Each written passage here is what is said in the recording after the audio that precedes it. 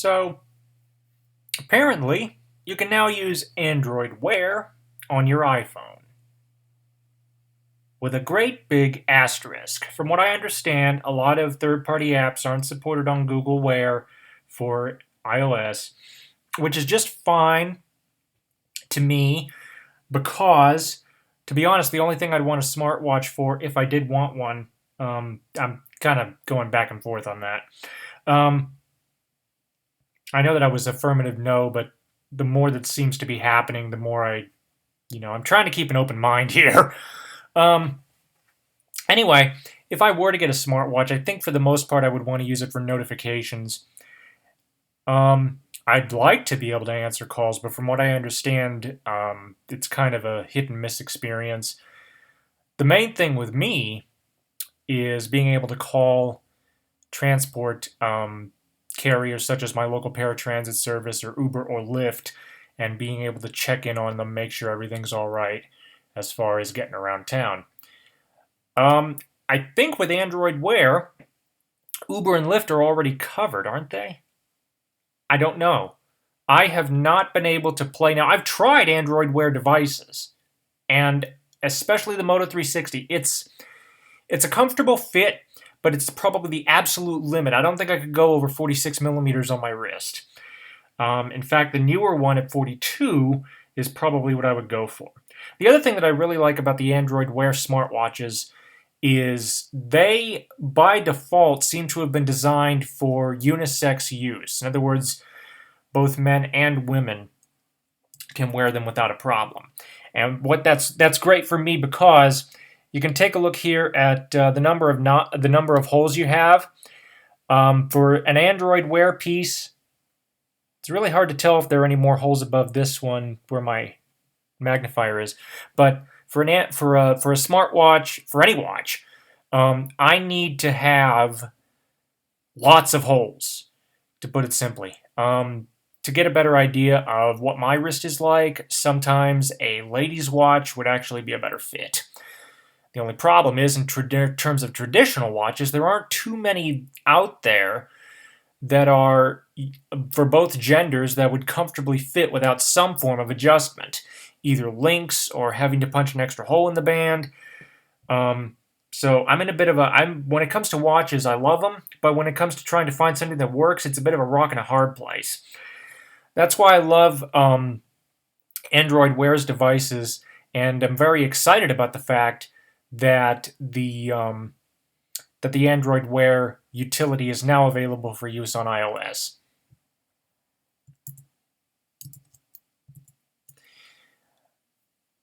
I'm also quite interested in the up-and-coming devices running Android Marshmallow. For those of you who do not know, I currently own an iPhone 6 Plus. My prior phone was a Samsung Galaxy Note 2. And over time, it was a lot of ups and downs. One of the biggest ups was the fact that you could customize it out the wazoo. That ended up turning into a downer because I kind of went crazy with it. The other problem that I had was they say you should use some form of protection from viruses, especially now that you've got this stage fright virus going around where if you receive a certain text message, your phone could immediately be infected, and it's an all-out assault. Thankfully, the carriers and manufacturers have responded en masse and are distributing updates to pretty much every single Android device on the planet regarding this exploit. But it's the possibility of that exploit that has actually reinforced my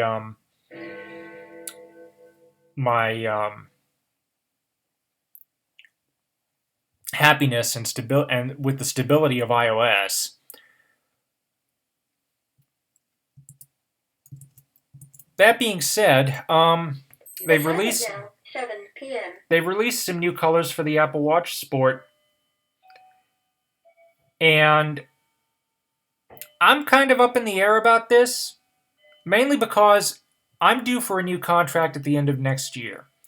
And if by that time they come up with a new Android device that is either stock Android or as close to stock Android as possible, Verizon compatible, and I get things started off on the right foot this time.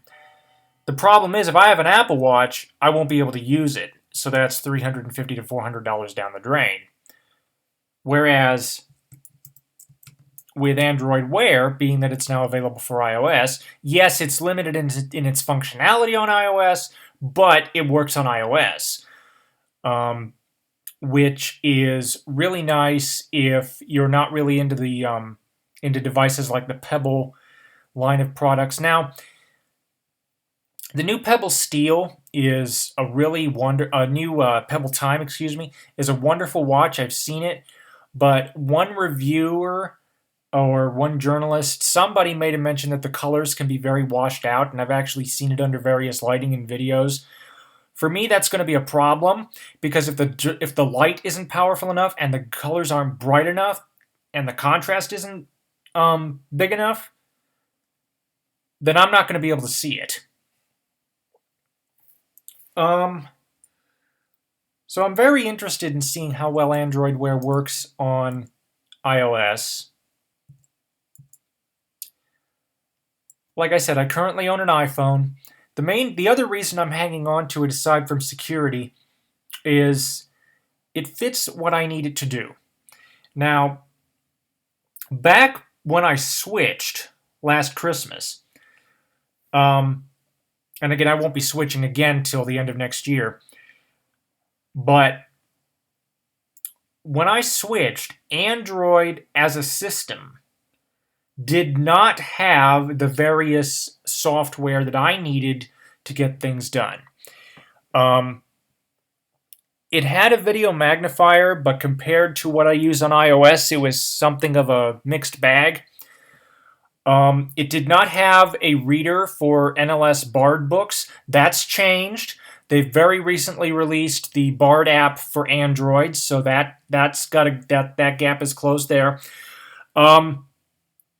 They do have a app called Go to Read for Android, which handles Bookshare. On iOS, I use VoiceStream for this, but VoiceStream is more than just a Bookshare utility. It can also strip out web pages and read them to you, leaving out extraneous content. It can read PDFs. I use VoiceStream Writer to take notes. So something like that would have to be filled on Android.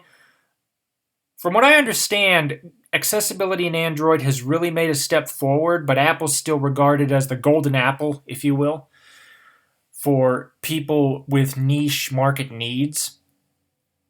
So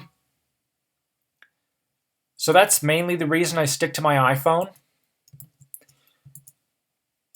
Although, I am very curious about how Android has come along, and there is a lot to be said about a custom skin. I do like stock Android when it comes to phones, mainly because Samsung's TouchWiz has left a very bad taste in my mouth. But something like this, something like Fire OS, which was heavily skinned and customized to the core from the ground up, this I wouldn't mind taking a look at for several reasons. First of all, I'm an Amazon Prime member. I've got Hulu. I've got Amazon Video. I've got Amazon, Music. I recently got a Twitter. This has got everything that I could need for media consumption out of the box, and it's $250 for 32 gigs and a 10-inch screen, which, compared to my late father's iPad mini, specs-wise, it's a really great deal, especially considering that since I'm such a heavy consumer of Amazon content, especially Kindle. Half of my books this semester are on Kindle, and I just recently concluded a study session where I was able to copy text from a Kindle book and paste it into TextEdit here on my Mac. iBooks can certainly do that, but if I ever found myself in a situation on a Windows PC, then I'd be out of luck, because iBooks doesn't transfer across platforms. So that is one negative of Apple's ecosystem. But on the upside, you also get, like I said before, increased security. But something like this, something that is heavily customized, like the Amazon Fire tablet, has very much renewed my interest in Google Android. So too has this. This is a leaked image of what is supposedly going to be the next Nexus by LG. Right below the camera is your fingerprint ID sensor. It's very similar to the one embedded in the home button on the iPhones and iPads. But the takeaway from this is that port. For those of you who cannot see, it is a very narrow, oval-shaped port with a flat top and bottom and rounded sides. This is USB Type-C. USB Type-C is the USB Consortium's answer to Apple's Lightning port. It is fully reversible, and unlike Apple's Lightning port, it is also universal. You'll have the same reversible, error-free plug-in technology of Lightning with the universal acceptance of multiple original equipment manufacturers or OEMs. This has really fired up my interest in Android. If I were to get another Android device, it would have USB Type-C as far as something I would use for my phone every day. Tablet's not such a big deal. The phone is a whole other animal. USB Type-C, like I said, it's not just coming to phones. The Google Chromebook Pixel has it. Even the new MacBooks have it, although just one of them. But Apple's always been the good at pushing standards. The fact that the MacBook has it does leave a question open, which is whether or not, starting with the next iPhone, the iPhone 7, whether or not Apple is going to dump Lightning. Personally, I think they should, because if they could have one port for everything, your computer, your phone, your tablet, that would make things so much easier. You have no idea. Because since every single device would have the same port, especially when it came to charging your device, it wouldn't matter what cable you got. You wouldn't need to worry about, oh, did I get the right one? Is this the right connector? USB Type-C and the acceptance on multiple platforms, Google Android included, Android Wear's acceptance on iOS, it's really renewed my interest in Google. That being said, I'm still very wary about security. I trust Apple and iOS more than I do Google. Now, there's a caveat. Is Apple fully security-proof? Of course not. But if you compare the two, Android, especially with the latest stage fright exploit, has become just as vulnerable as Microsoft Windows. And it's interesting to see that. This is, again, why I'm very interested in something like Amazon has done with Fire OS, because it is Android, but it's heavily skinned and locked down. And in terms of protecting yourself, I would say that lockdown is a better approach to go. Excuse me. But never be said there isn't room for compromise. We'll just have to wait and see what the future brings. Interestingly enough, I still have my Galaxy Note 2, and I recently went through and spent 2 hours last night cleaning it up, and I've managed to free up 3 gigs of internal storage, and it's running a lot better now. It's not completely, back to brand new specs, because I think what has happened is we're looking at I got the phone in December of 11. That'll be 3 years this Christmas. So we're looking at a 3-year-old processor that, given my usage habits, hasn't been turned off but once a week for the last 3 years, with the exception of theaters and whatnot, and has been piled on like crazy with all kinds of widgets and fun stuff and what have you. Again, like I said, the customization of Android, being that I've never had an Android device before, kind of got the better of me. I wouldn't be at all surprised if the processor's life has been shortened considerably. One of the things that I am noticing is my Clock Chimes app has been consistently a couple of minutes off. Either it'll chime a few minutes early or it'll chime a few minutes late. It hasn't been on time for a good long while, even after the cleanup. So I don't know what's going on there. If it's a problem with the app, if it's a problem with the phone. The other thing that's renewed my interest in Android is I did talk to a T-Mobile representative, and they said that Android in the last year or so, last 2 years actually, since I got the Note 2, has changed drastically. It's no longer the battery hog that it once was. The carriers are really cutting down on the bloatware. I'm assuming he was more than likely speaking of T-Mobile. I can't speak to Verizon. I haven't seen a Verizon LG device or Android device in some time. And also, like I said, accessibility. Given the fact that NLS BARD is available for Android now, it literally is available. I went in and I checked. I actually heard it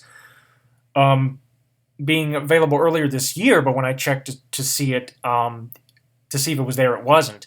Now it is. So you can go onto the Google Play Store. It's available. You can download it for free. It's very similar to the one on iOS. If you have no vision, I think it's pretty much the same. If you have some vision, there are visual changes. You have a white background instead of a gray one. And it's been updated to mimic the look of the NLS players that are handed out by the Library of Congress. But that alone has really closed a gap, and that's really made me wonder whether or not an Android device might now be able to suit my needs. 2 years ago, I didn't think that it would. Now, it's really got me thinking. It'll be interesting to see what happens at the end of next year. What are your thoughts? Thank you for watching. Comments are welcome, and have a nice day.